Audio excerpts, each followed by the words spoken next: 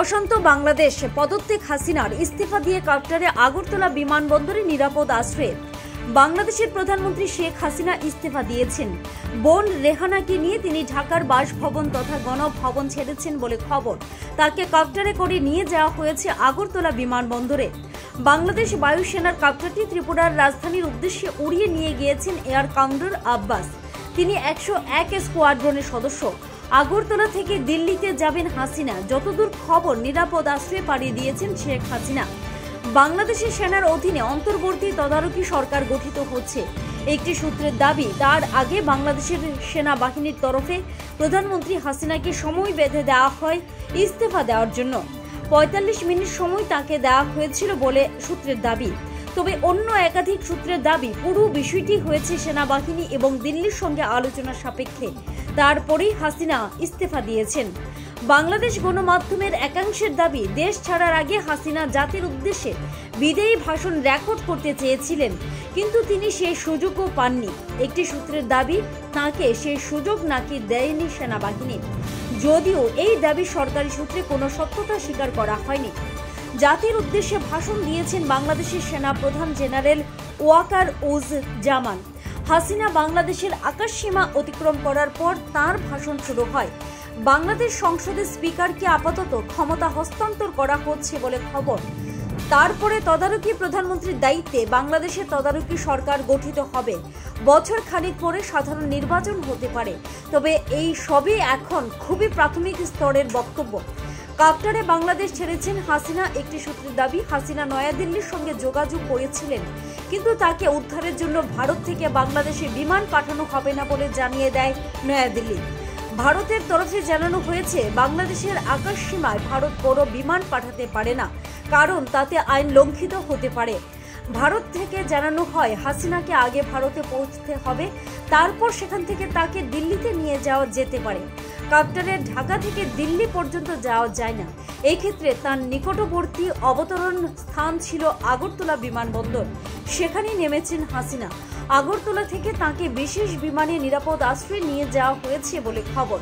হাসিনার পুত্র সাজিব ওয়াজেদ জয় আমেরিকায় থাকেন, কন্যা সাইমা ওয়াজেদ থাকেন দিল্লিতে। সেই কারণেই মনে করা হচ্ছে, প্রাথমিকভাবে হাসিনার গন্তব্যস্থল হতে পারে দিল্লি।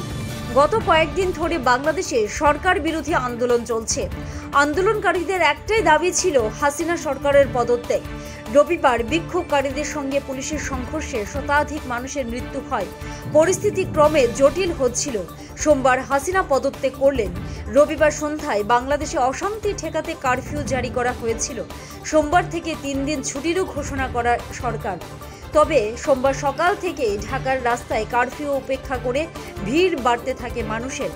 আন্দোলনকারীদের জমায়েতে পুলিশ লাঠিচার্জ করে কাঁদানে গ্যাসও ছোড়া হয়, কিন্তু আন্দোলন দমানো যায়নি। পরে শোনা যায়, জাতির উদ্দেশ্যে ভাষণ দেওয়ার সিদ্ধান্ত নিয়েছিলেন সেনা প্রধান। তারপরেই হাসিনার পদত্যাগের খবর প্রকাশ্যে আসে। বাংলাদেশ গণমাধ্যম সূত্রে খবর, প্রধানমন্ত্রী পদত্যাগের মাঝে বাংলাদেশের রাস্তায় নেমে পড়েছেন হাজার হাজার মানুষ, লাখ লাখ মানুষ। হাসিনার বাসভবন গণভবনে ঢুকে পড়েছেন। গণভবন দখল করে উল্লাস বিক্ষোভকারীদের।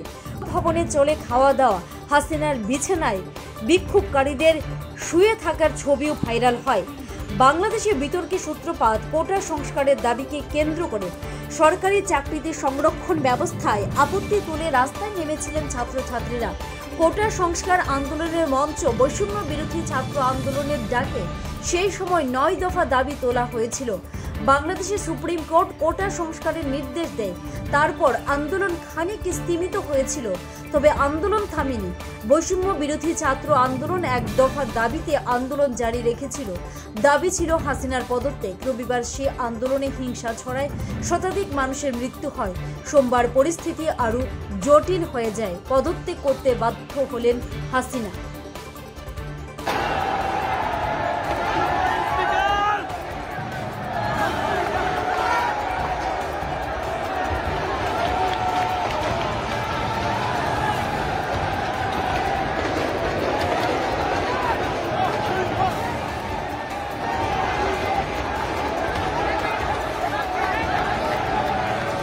Speaker! Speaker, pull out of the speaker!